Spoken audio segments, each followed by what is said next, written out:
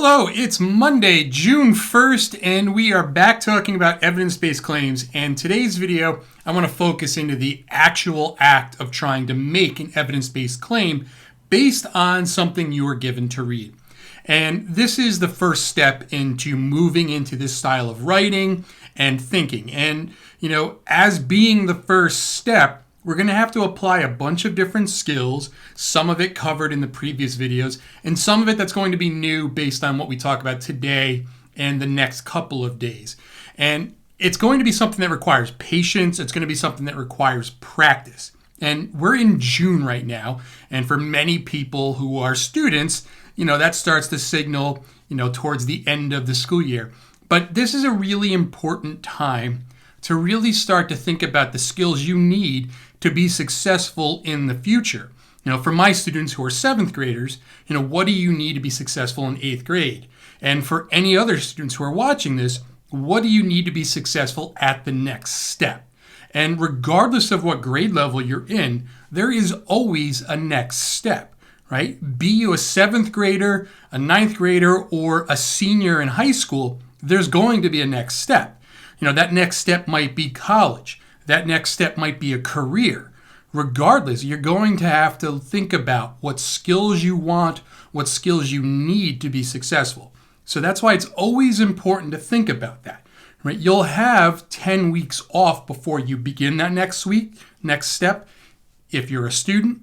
But those are 10 weeks where you can really start to think about and hone those skills. And hopefully these next 4 or 5 weeks in June, you get the opportunity to start practicing this one. So let's jump right into it. Evidence-based claim, just to review, is a claim that you make, a statement or a conclusion that you've come to after reading something or after conducting research that you want others to think about or to accept. And you are supporting that claim and all parts of that claim with evidence. And as we've discussed before, evidence is anything that you can provide that's logical and objective that will support your statement. And we have to be very careful with that, of course. We want to make sure our evidence is relevant. We want to make sure that our evidence is not refutable, meaning we don't want evidence that is easily dismissed. We want to make sure our evidence is as concrete as possible, right? So when we make claims, we want to make sure that our claims are as strong as possible. So that means we have to stay as objective as possible. We don't want to say things that are easily dismissed or disproven as merely opinion and subjective bias, right? So for example, saying something like, oh, I think vanilla ice cream is the best flavor, that's an opinion that is really not supportable with real logical evidence as much as you might think it is. Right? You want to stick to things that are arguable with actual fact and evidence. And that's going to be a key part of this, right? We have to be very careful. Now, in an academic sense, when you're making an evidence-based claim, you have to make sure that you understand the claim that you're making is something that you've come up with. So, for example, if you read an article that mentions that reading lots of text on a screen causes vision problems, your claim shouldn't be reading lots of text on small screens causes visual problems, because that's not your claim. That's in the article you read. You're just regurgitating something. Now, that could be a piece of evidence to support a claim you're going to make, right? So that's really what I want to talk about today. How do you come to a claim after reading something? The first step is, of course, always to read thoroughly. If you're given several articles, a book, or journal entries from, say, scientific journals, you want to make sure you read through them thoroughly. You want to go through thinking about those skills we've talked about in past videos about note-taking and so forth, and look for key points, right? You want to analyze it, take notes, and look for a pattern amongst those notes, something that stands out to you. And once you start looking for those patterns, you'll start to see that the evidence points to something. Again, this is where that CSI aspect I talked about in a previous video comes into play, right? If you get to that point where you're able to identify a lot of these facts and pieces, you'll start to notice that a lot of times they point you to a specific direction. It's just like if you were a police investigator and you went to a crime scene and right, you saw a broken window at the crime scene and maybe a trail of muddy footprints somewhere, those clues would lead you to, to make a claim about what happened. It's the same thing when you're reading. As you read through your piece, you'll start to see pieces of evidence that lead you to make a claim. And then from there, you'll want to think very deeply about those pieces of evidence and what you can say about it, right? You want to think about what those details mean and how to analyze them appropriately. Right? And of course, without being able to go into specific pieces, this gets a little bit more difficult to explain. So I'm trying to be as general as possible with my examples just to make it, more applicable to as many people as possible in this case. But if you start to read through things and start making a list of evidence, underlining key details, you can start to get a general understanding or an idea. Your claim is going to be the connection you see between those. So at some point in many students' academic career, usually somewhere around 4th and 5th grade, sometimes 3rd grade, you've probably done something like an idea web or something along those lines, where after you read something, you put down a bunch of keywords and then you circled all the keywords that were related, right? Sometimes a concept web, you call it that in social studies. It's very similar to that. You've read something, you've gone through your notes, and as you look through your notes, you start to see a pattern emerge. You find some details are connected and other details are connected in a different way.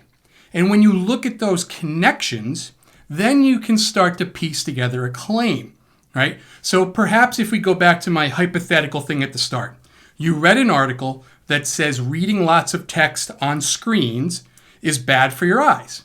And in that article, you see a lot of details about the increased amount of people reading on screens.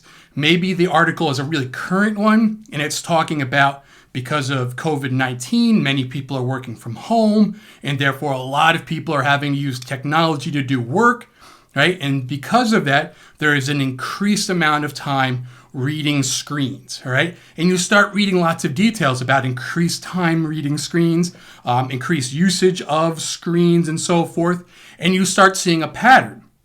So the article could be about reading text on screens hurts your eyes, but you notice a lot of details about increased time being spent reading on screens.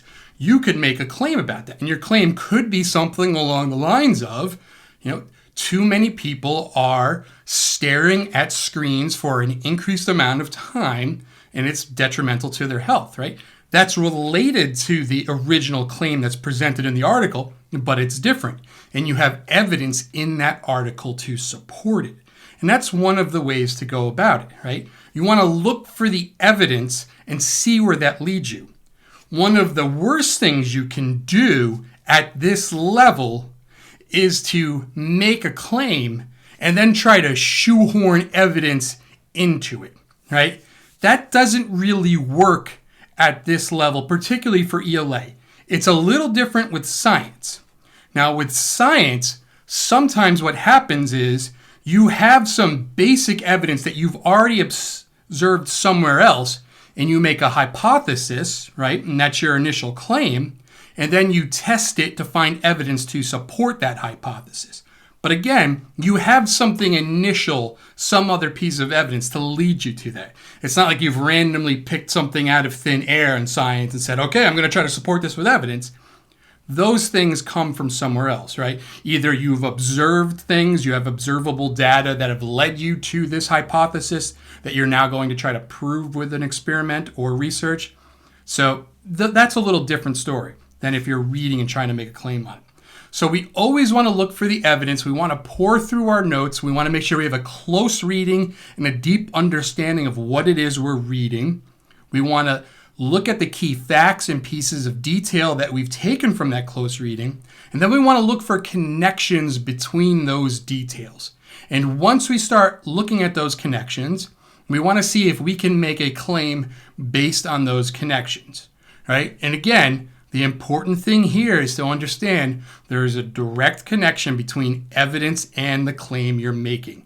And that has always got to be the primary focus in this, right?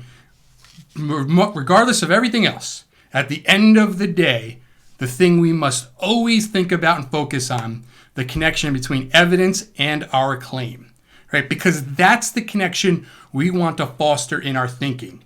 That's the connection that'll build our critical thinking skills. Because if we can always work towards that, we can start thinking about that in everyday, day-to-day interactions. We can start thinking about that when stuff is presented to us, when information is presented to us. So that way, we can start to get much better at analyzing and interpreting and deciding believability and validity to claims that are presented to us. And that is incredibly important in today's world where we have such unfettered access to the internet and information. And with so little, guidelines or regulations to who can put what on the internet, we really need to be prepared for analyzing information presented to us. That way we're better able to decide what might be real or what might not be, right? And again, if you think about this in other disciplines, it's also very important to be able to make those decisions, to analyze the evidence, to understand the claims, to think about how those two things work together. So that's it for today's video. Tomorrow, the goal will be to, on someplace over here, hopefully, have a short passage, and I'll highlight pieces of evidence in there and actually show it in practice, what it would look like going through those details and try to make a claim and show the step-by-step process. So I hope everyone's well.